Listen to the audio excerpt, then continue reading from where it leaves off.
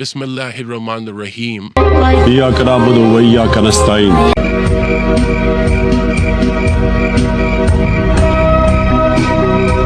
तो यार ऐसे लोग जो मरे हुए लोगों की कब्रों पे जाते हैं और उनसे दुआएं मांगते हैं, इनडायरेक्टली अगर कहा जाए तो ये शिर्क करते हैं। इस कम्युनिटी को कहते हैं बरेलवीइज्म, जिसके फाउंडर और सीईओ आला हजरत हैं। आला हजरत साहब की छोटी उम्र थी, अभी बिल्कुल छोटी उम्र थी सैयदी आला हजरत की।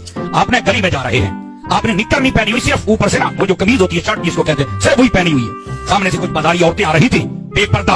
आपने जब उन्हें देखा ना, इधर देखे मेरी तरफ, तो आपने सामने वाला पल्लू उठा के ना अपनी आंखों पर रख लिया। तो जाहिर सी बात है, जब पल्लू उठाया तो कुछ ना कुछ छुपाने वाली चीज जाहिर हो गई।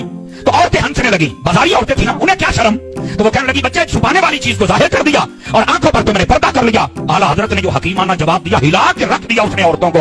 उसने कहा, मैंने अपने घर से सुना है, पहले आंखें गंदा मंजर देखती है, फिर ख्याल जेहन में आता है, फिर वो लालच दिल में जाता है, फिर दिल बहकता है, फिर बंदे का नफ्स गुनाहों पे आमादा होता है। मैं तुम्हारे जैसा गंदा मंजर देखूंगा नहीं, मेरे दिल में ख्याल आएगा नहीं, मेरा दिल बहकेगा नहीं।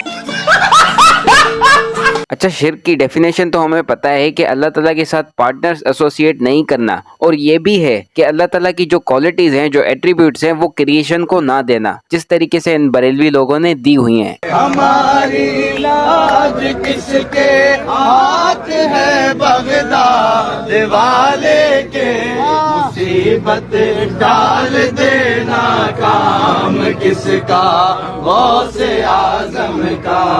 और फिर इनके जब कोई पॉइंट्स हाईलाइट करके इनसे सवाल करता है कि भाई आप शिर्क क्यों करते हैं, या तो फिर आप मज़ारों पे क्यों जाते हैं, तो उसका ये अजीब ही जवाब देते हैं।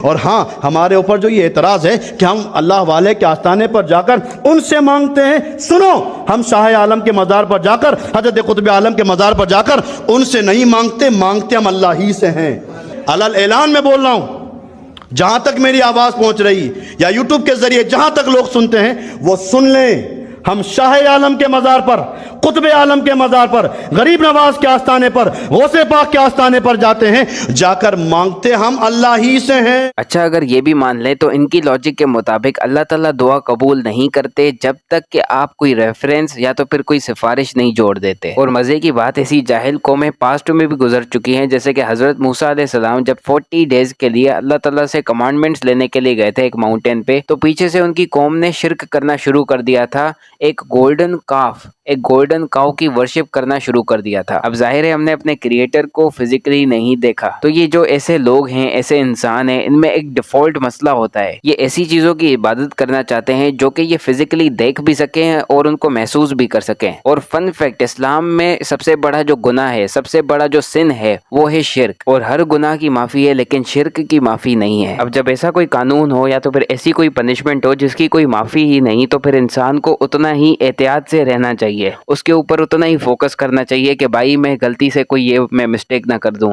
लेकिन ये बरेलवी लोग इस बात को नहीं समझते। भाई ये पानी की बोतल देना। अरे मेरा बैग कहाँ गया? भाई मेरा बैग गुम गया, मैं बाद में आके ले लूंगा। तुम इतने हाई बाप में कहाँ जा रहे हो? भाई मेरा बैग गुम गया इसलिए हाई बाप में था। तुम इतना परेशान क्यों होते हो? तुम नाशा वाली सरकार की बारगाह में आए हो, जाओ उनसे मांग, वही तेरी मदद करेंगे। परेशान लग रहे हो? भाई मेरा बैग गुम हो गया। भाई तुम टेंशन मत लो, यहाँ जो भी आता है वो खाली हाथ नहीं जाता है।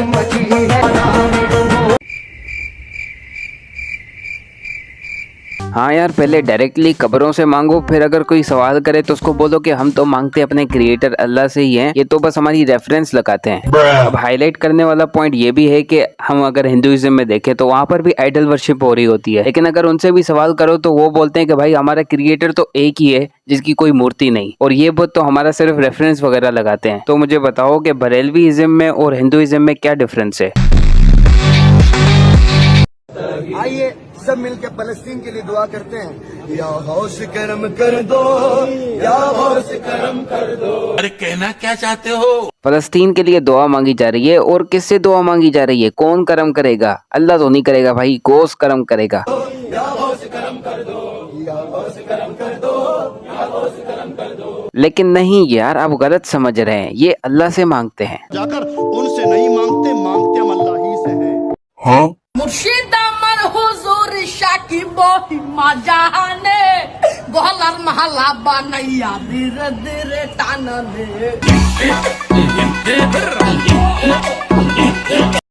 रबन हर एक की रूह को, हर एक की रूह को मलकुल मौत कब्ज कर सकता है किसी से पूछे बगैर, लेकिन जब किसी वली के मुरीद की रूह को कब्ज करने के लिए आएगा, किसी फकीर के तालिब की रूह को कब्ज करने के लिए आएगा मलकुल मौत, तब तक रूह कब्ज नहीं कर सकता है जब तक उसका मुर्शिद इजाजत न दे देगा।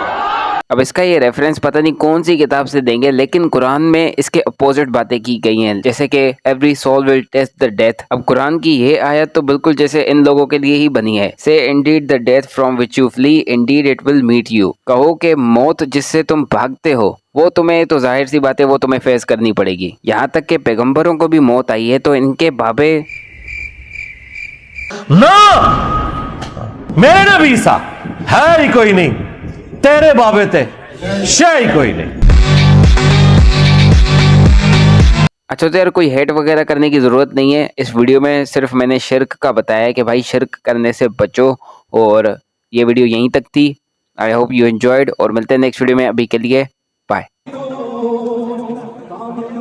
तो कुरान के पहले सफ़े का टेस्ट दुनिया के करोड़ों मुसलमान पास नहीं कर सकते। इय्याका नअबुदु व इय्याका नस्तईन, ये कुरान में लिखा रहेगा। माशाल्लाह फजर की नमाज में ये पढ़ के निकलता है, और मस्जिद के साथ जो दरबार है रेगुलरली हाजिरी दे के उस बाबे से भी मांग के घर आता है। तो क्या नमाज तू पढ़ी? तू मुसलमान है,